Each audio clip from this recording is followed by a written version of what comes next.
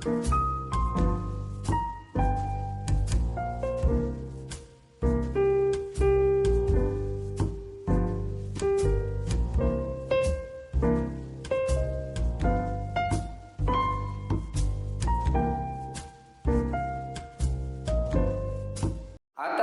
காலைல முதல் வேலையாக வந்து இந்த கற்பூரத்தை அவன் கோயிலில் ஏற்றிட்டு இந்த தேங்காயை அவன் வாசலில் உடைச்சாதான் நான் வருங்காலத்தில் ரொம்ப நல்லா இருப்பேனா. பட்டிக்கட்டு ஜோசியரே சொல்லிட்டாரு. காலைல முதல் வேலையாக அதை பண்ணி விட்டுறேன். என்னை மட்டும் காப்பாத்திராத்தா. அடப்பாவி, ஊரெல்லாம் அலைஞ்சு திரிஞ்சு என்னை பார்த்து பார்த்து வாங்கினது ஒன்றுத்துக்கும் உதவாமல் கோயிலுக்கு உடைக்கத்தானா? ஆமாம், என்னதான் அதுக்குன்னே நேர்ந்து விட்டாங்க.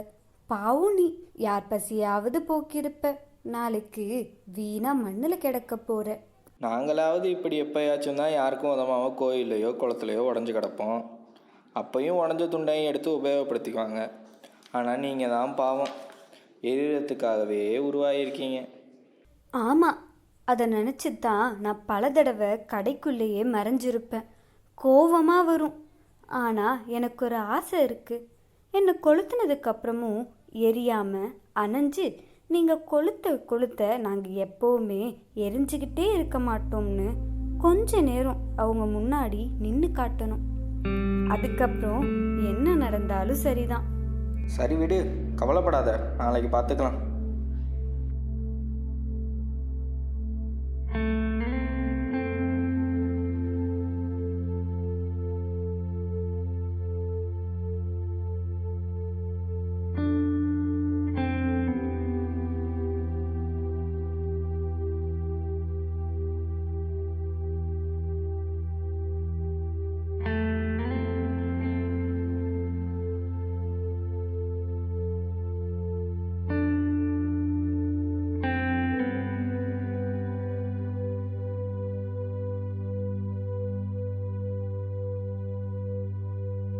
என்னாச்சு உனக்கு? ஏன் காலையிலேருந்து எதுவும் பேசாமல் இருக்க? என் ஆசை நிறைவேறாமலேயே நான் எரிஞ்சு கருக போகிறேன். அதை நினச்சி தான் கவலையாக இருக்கு. கவலைப்படாத, நீ இன்னைக்கு எரிய மாட்ட. உன் ஆசை நிறைவேறும், பயப்படாத. எப்படி சொல்கிற? இவ்வளோ தூரம் வந்தாச்சு. இதோ அடுத்து என்னை பற்ற வச்சுட்டு உன்னை ஓங்கி உடைச்சிட்டு கன்னத்தில் போட்டுக்கிட்டு போக போகிறான். இதில் எப்படி என் ஆசை நிறைவேறும்னு சொல்கிற?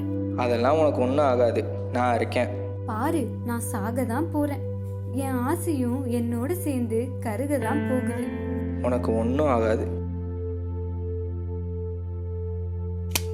பத்த வச்சுட்டான், இனி எதுவும் நடக்காது. நான் போயிட்டு வர்றேன். அடுத்த ஜென்மத்துல சந்திப்போம்.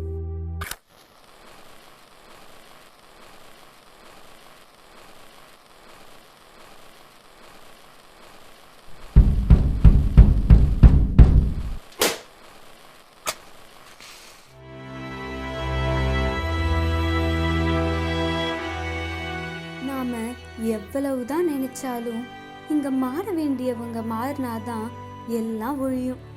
எப்போதும் நான் எரியக்கூடாதுன்னு தான் நினைப்பேன். ஆனா எனக்காக நீ உடைஞ்சு கிடக்கிறப்ப முதல்ல எனக்கும் உனக்காக எரிய தோணுது.